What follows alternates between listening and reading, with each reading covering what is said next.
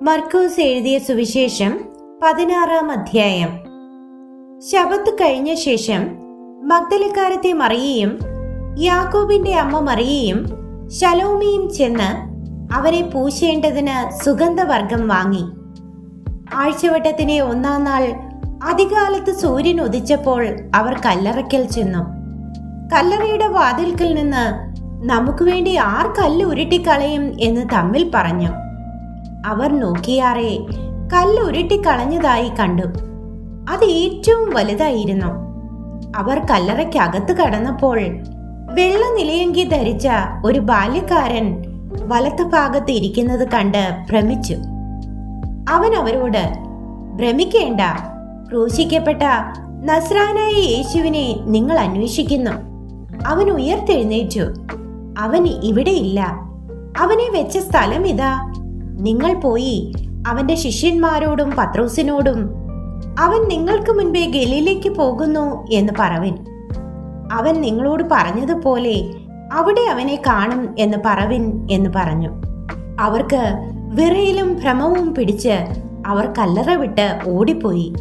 അവർ ഭയപ്പെടുകയാൽ ആരോടും ഒന്നും പറഞ്ഞില്ല. അവൻ ആഴ്ചവട്ടത്തിന്റെ 1-ാം നാൾ രാവിലെ ഉയർത്തെഴുന്നേറ്റിട്ട് താൻ 7 ഭൂതങ്ങളെ പുറത്താക്കിയിരുന്ന മഗ്ദലക്കാരത്തി മറിയയ്ക്ക് ആദ്യം പ്രത്യക്ഷനായി. അവൾ ചെന്ന് അവനോടുകൂടി ഇരുന്നവരായി ദുഃഖിച്ചും കരഞ്ഞും കൊണ്ടിരിക്കുന്നവരോട് അറിയിച്ചു. അവൻ ജീവനോട് ഇരിക്കുന്നുവെന്നും അവൾ അവനെ കണ്ടു എന്നും അവർ കേട്ടപ്പോൾ വിശ്വസിച്ചില്ല. പിന്നെ അവരിൽ 2 പേർ നാട്ടിലേക്ക് പോകുമ്പോൾ അവൻ മറ്റൊരു രൂപത്തിൽ അവർക്ക് പ്രത്യക്ഷനായി. അവർ പോയി ശേഷമുള്ളവരോട് അറിയിച്ചു. അവരുടെ വാക്കും അവർ വിശ്വസിച്ചില്ല.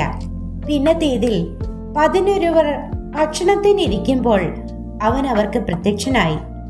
തന്നെ ഉയർത്തെഴുന്നേറ്റവനായി കണ്ടവരുടെ വാക്ക് വിശ്വസിക്കായകയാൽ അവരുടെ അവിശ്വാസത്തെയും ഹൃദയ കാഠിന്യത്തെയും ശാസിച്ചു.